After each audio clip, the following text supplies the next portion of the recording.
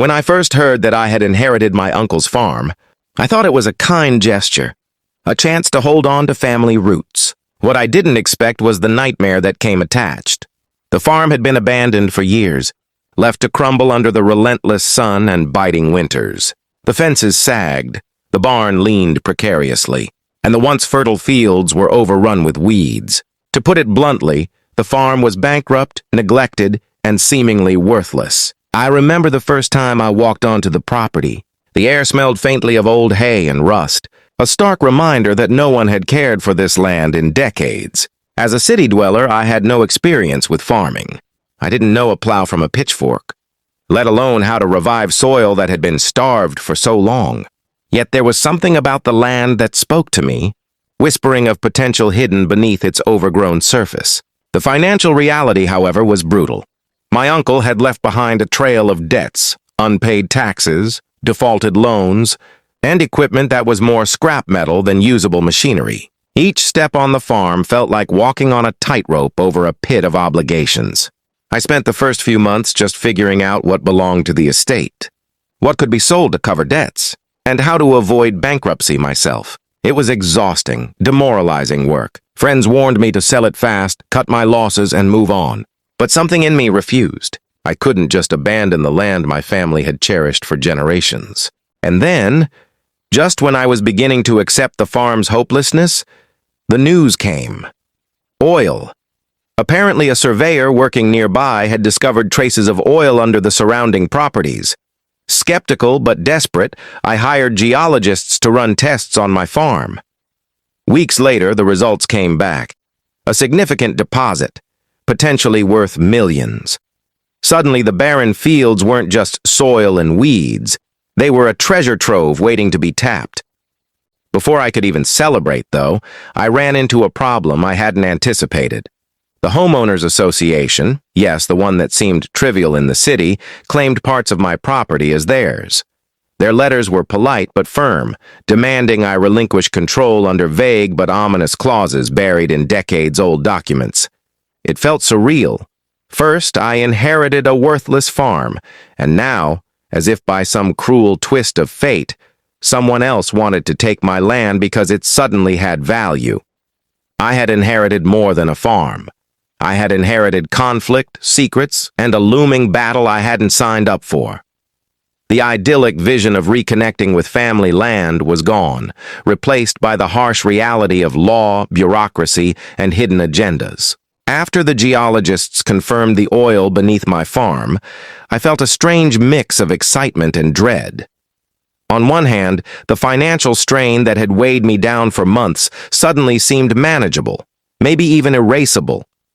On the other, I knew that the moment something valuable was discovered, trouble would follow, and I was right. The first warning came in the form of a letter from the Homeowners Association.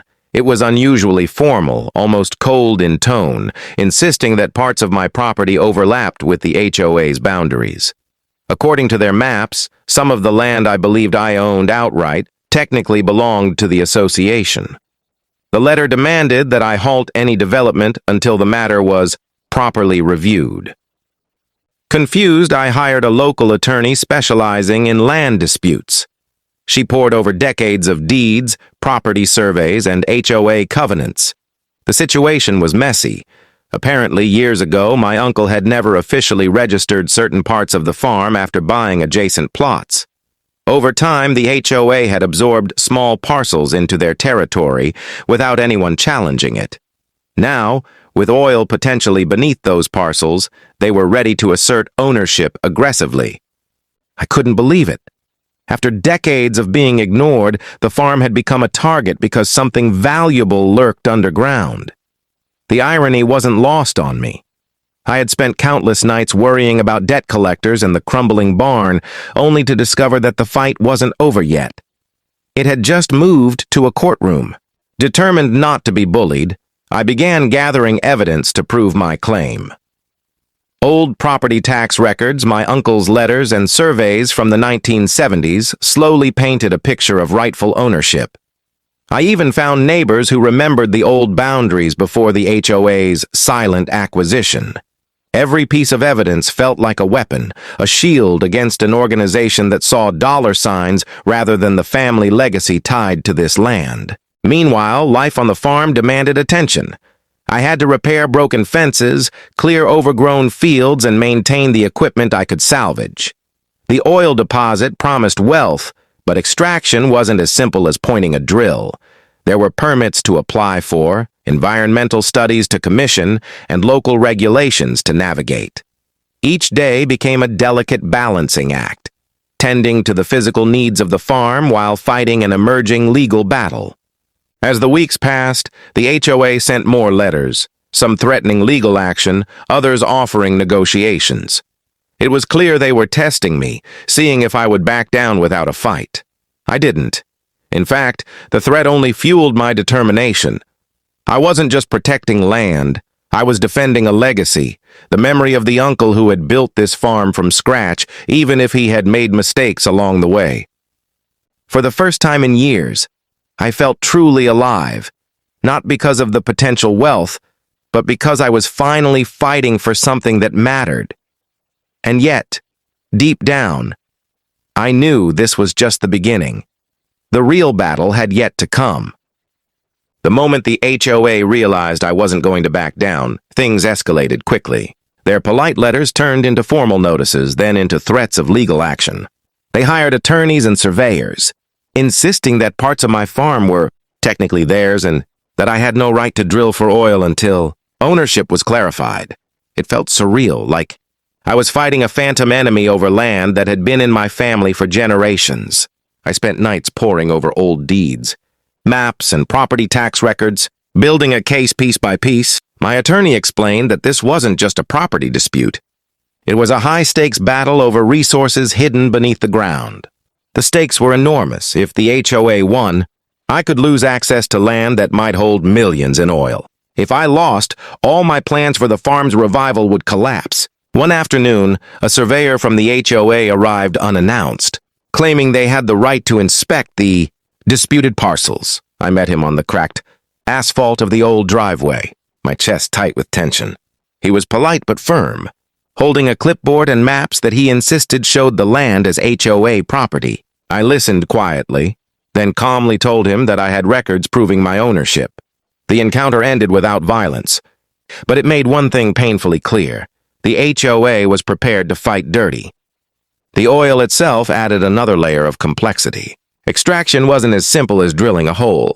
Environmental permits, safety regulations, and local ordinances had to be considered. I couldn't just start drilling overnight. Every step I took could be contested by the HOA or trigger fines if I made a misstep.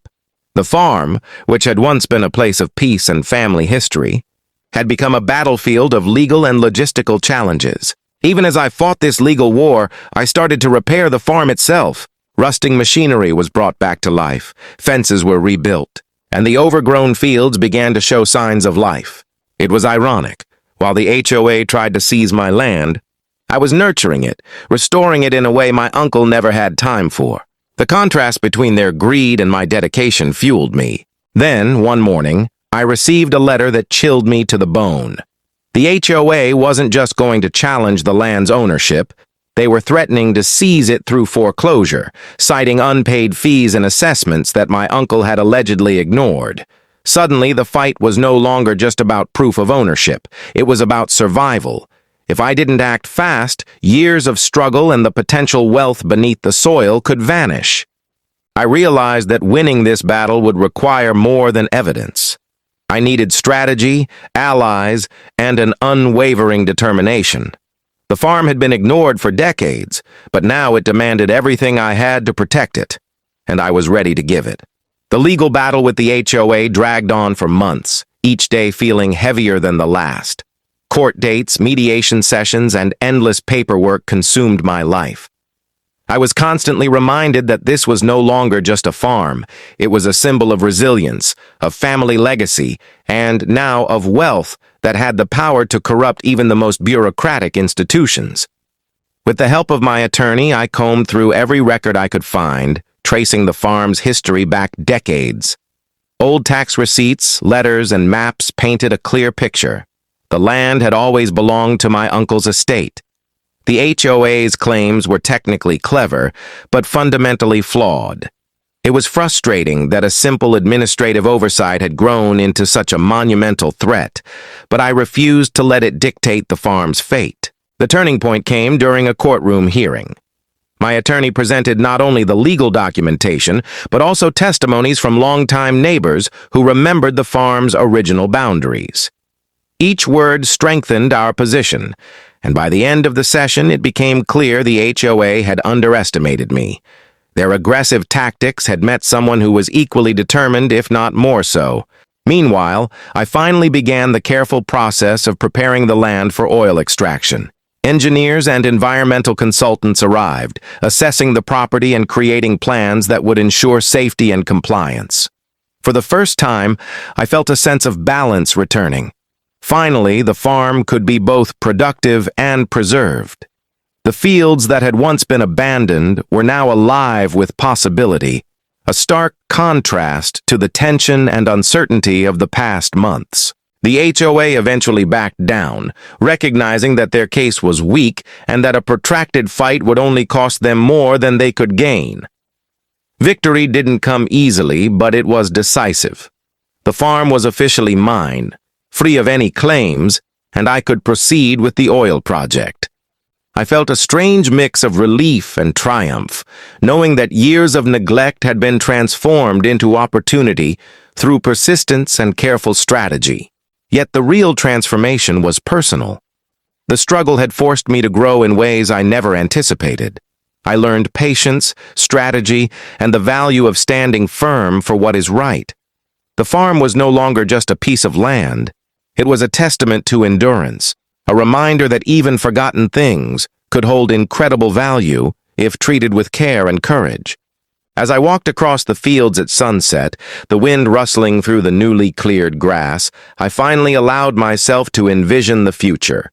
A productive farm, a source of income, and a place where family history and modern opportunity coexisted.